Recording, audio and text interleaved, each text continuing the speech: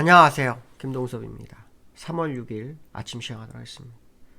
오늘 새벽에 끝난 미국 시장은 오랜만에 반등을 했죠. 거의 사흘 만에 반등을 했는데요.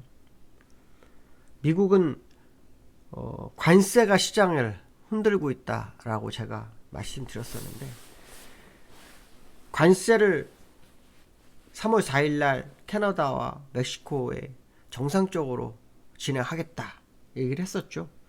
그로 인해서 시장을 하락시켰었는데요. 오늘은 또 미국과 캐나다, 멕시코 협정을 통해서 들어오는 모든 자동차에 대해서 1개월 동안 관세를 면제하겠다라고 하면서 유화적 태도를 합니다. 이 트럼프의 특징이 그거죠. 공포를 유발하고 다시 유화적인 분위기 주고, 공포를 유발하고 유화적인 분위기, 요걸 반복합니다, 항상. 근데 요거 발표하기 전에 트럼프 대통령이 미국 주요 완성차 업체 대표들과 만났다고 하죠. 그래서 관세 문제를 두고 협상을 했는데 당장은 안 되겠다 뭐 이렇게 생각한 거죠. 그래서 포드 모터스 같은 경우는 5% 정도 올랐고요. 제너럴 모터스 같은 경우는 7% 정도 올랐습니다. 그래서 시장을 이끌어주는 상황이 됐고요. 또 그 캐나다 관세를 3월 4일부터 진행하겠다 이 발언할 때 캐나다에서 그 수출하고 있는 전력에 대해서 그 인상을 예고했죠. 그랬더니 캐나다산 에너지에 대해서 10% 관세를 철회를 고려한다. 뭐 요렇게 또 나옵니다. 그러니까 이걸 보면서 무슨 생각을 해야 되냐면, 트럼프 대통령이 얼르고 달래는 정책을 피우고 있는 거예요. 그런 와중 속에서 자기가 불리한 건 안 하려고 하는 거예요. 그러면 이걸 거꾸로 더 확대해서 가면 강자에 대해서는 지가 본인이 피해가는 거예요. 강자에 대해서는. 물론 대통령으로서 미국 대통령은 가장 강자지만 이렇게 전력 같은 거 자기들한테는 약세잖아요. 그렇죠? 그러니까 우리가 강한 걸 가지고 밀고 들어가면 이게 합의를 볼 수 있는 상황이 됩니다. 실제로 한미 FTA를 통해서 상호 건설을 하고 있잖아요. 그거를 뭐 우리나라 어저께 뉴스 보니까 4배가 많다. 그렇죠? 자기들이 수출하는 수출품에 대한 우리나라에서 수입 관세가 4배가 많다 이러는데 실제로는 그렇지 않다고 하죠. 그러니까 이게 지금 뭔가를 더 얻어내기 위한 거죠. 아마도 또 주둔군 뭐 방위비 또 올리려고 하는 머리를 쓰는 것 같습니다. 트럼프 대통령은 대통령이기 전에 경제인이었는데요. 너무 그 돈을 밝히네요. 그렇죠? 뭐 얼마 전에 뉴스를 보니까 미국에서 영주라는 사람이 영주권을 매매를 하겠다는데 71억 500만 달러 얘기하더라고요. 저는 10억으로 봤었는데 보니까 71억이더라고요. 그럼 누가 미국을 들어가겠습니까? 그렇죠? 있는 사람 외에는 미국을 들어갈 수가 없는 거예요. 그렇죠? 근데 과거 사례 역사를 보면 이게 고립주의 정책이거든요. 어떻게 보면. 고립주의 정책을 하고서 1차 대전, 2차 대전이 터졌거든요. 결국 트럼프가 미국의 고립주의를 시도하고 있는 거 아닌가, 뭐 그런 해석을 할 수밖에 없죠. 분명한 것은 뭐냐면 미국이 이익되는 쪽으로 정책을 필 거라는 건데, 그렇게 되면 우리도 미국한테 제시할 수 있는 카드를 만들어야 되겠죠. 제시할 수 있는 카드를 만들면 캐나다처럼 에너지 이런 거 다 뭡니까? 관세 안 매긴다지 않습니까? 그렇죠? 관세 매기면 자기가 일반 서민들이 돈을 너무 많이 내고 써야 되지 않습니까? 그러니까 이런 부분, 이런 걸 보면서 트럼프와 뭔가 협상할 수 있는 방법이 생길 수도 있겠다라는 생각이 좀 들면서 시장이 저가 매수가 유입됐다, 뭐 이런 해석을 해야 될 것 같고요. ADP 민간고용 보고서 발표가 있었는데요. 7만 7천 명이 늘었다고 합니다. 시장에서는 14만 명 정도가 늘을 거라고 예상을 했는데요. 예상 밖으로 아주 줄었습니다. 경기 둔화 불안감이 또 시장을 자극하면서 금리나 기대감이 또 모락모락 피죠. 근데 미국은 제가 얘기했지만 지표가 울퉁불퉁합니다. 이러면 금리 인하를 해야 하는 게 맞거든요. 또 2월 서비스업 구매자 관리수를 보면요, 53.5가 나는데 시장 예상치가 52.7이었어요. 이건 또 그거에 비해 늘어났습니다. 1월에 또 52.7이었는데 그보다 0.7이 늘었거든요. 그러면 결론적으로 말하면 또 서비스업 지표는 또 좋은 거예요. 그러면 지표가 하나는 나쁘고 하나는 좋고 이게 반복되고 있지 않습니까 지금? 그러면 결국 미국은 경기가 확실하지 않은 거예요. 금리나 하는 게 맞습니다. 금리나 하는 게. 연준도 또 실기할 확률이 괜히 높아지고 있는 상황이 아닐까, 뭐 그런 생각을 해봐야 될 것 같고요. 물론 관세로 인해서 인플레이션이 더 커질 거다라는 생각을 하는데, 사실 인플레이션 수치만 2%, 2%대 3%뭐 요거죠. 미국 계란 한 알이 얼마인 줄 아십니까? 1,800원, 1,800원. 그런 인플레이션이 다 들어가 있는 상태예요. 수치만 가지고 장난질 하는 거지. 사실 말이 안 돼요. 우리나라도 지금 인플레이션 뭐 2%대 내놨다는데 시장 가보세요. 상추가 일반인이 먹는 상추가 어떻습니까? 한 봉지 조금만 들어있는 게요, 비쌀 때 3,000원입니다. 쌀 때 어쩔 때 뭐 세일하면 한 1,000 얼마 하고 그렇습니다. 몇 개 들어있지도 않습니다. 깻잎 뭐 같은 것도 뭐 몇 개 들어있지 않은데 막 3, 4,000원 합니다. 쌀 때 1,000 얼마고요. 예전에 그랬습니까? 1,000원이면 그 안에 뭐 3, 40개 들어있고 막 했을 때가 엊그제 같은데.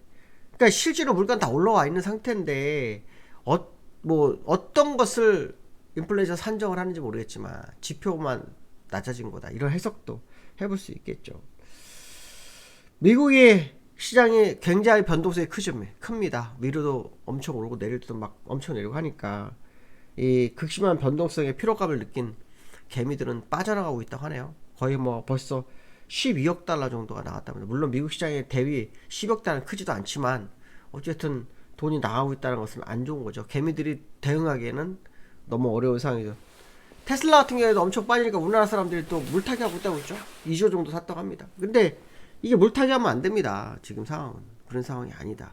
제가 얘기했지만 시장은 뭐하고 있는 상황이라 말씀드렸죠. 분산하고 있는 상태가 맞다.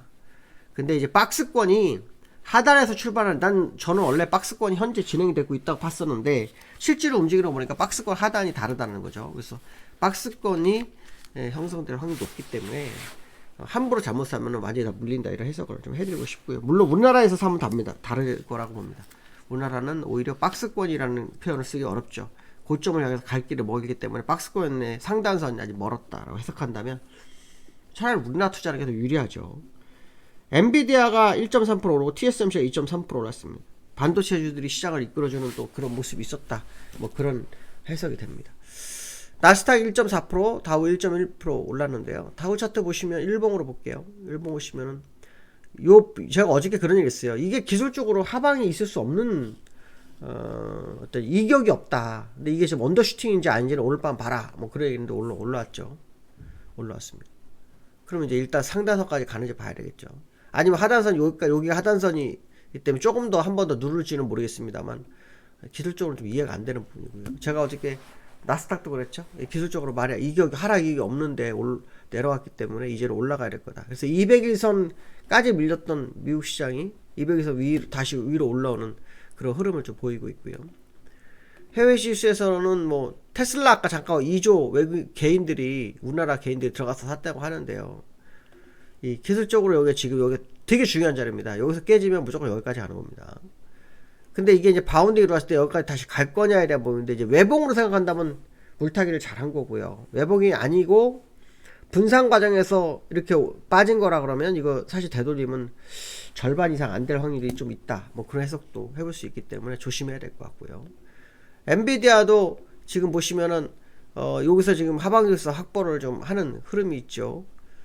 다시 한번 올라가면 그게 마지막일 확률이 높다는 생각을 한번 해봐야 될 것 같습니다. 두 번째로 우리나라 시장에서는 외환보유액이 상당히 중요하죠.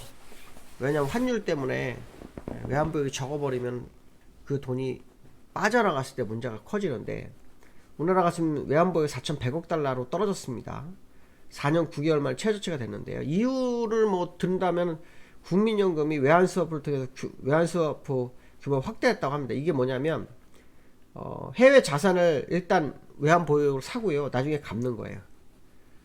근데 그게 500억 달러에서 650억 달러 늘어서 150억 달러 정도 차이가 생겼기 때문에 뭐 이렇게 됐다고 하는데, 저는 사실은 이게 우리나라 환율을 방어하는 데 썼을 거라는 생각이 많이 들거든요. 환율 방어. 환율이 지금 너무 높지 않습니까? 근데 사실 환율은 제가 볼 때 방어를 하면 안 됩니다. 언젠가 분명히 다 내려오는데 그때까지 고통스럽겠지만 방어를 할 이유는 없다. 어차피 환율은 올라갑니다. 왜? 관세 문제로 인해서. 또 우리나라 지금 내수를 살려야 하기 때문에 금리를 해야 되는 상황이기 때문에 환율이 올라갑니다. 그걸 억지로 방어하면 안 되고요. 차라리 내려가는 순간에 확 밀어버리는 그런 전략을 구사하는 게 맞죠. 그냥 올라갈 때 내비 주는 겁니다. 내려갈 때 밀어버려야 된다, 이렇게 말씀드리고 싶습니다. 그래서 외환보유액이 너무 작은 거죠. 예전에 그 시장 전문가들 중에서는 우리나라 적정 외환 보유액이 8,400억 달러라는 말도 있었습니다. 근데 지금 현재 우리나라는 4천인가 절반밖에 안 되죠. 과거에 IMF도 외환의 보유액이 없어서 터진 거죠. 그래서 우리 금 모으기로 다 했는데 정말 국민들의 노력이 정말 큽니다. 우리나라는 국민들이 움직여야 사는 나라인가 생각도 들 때였는데요.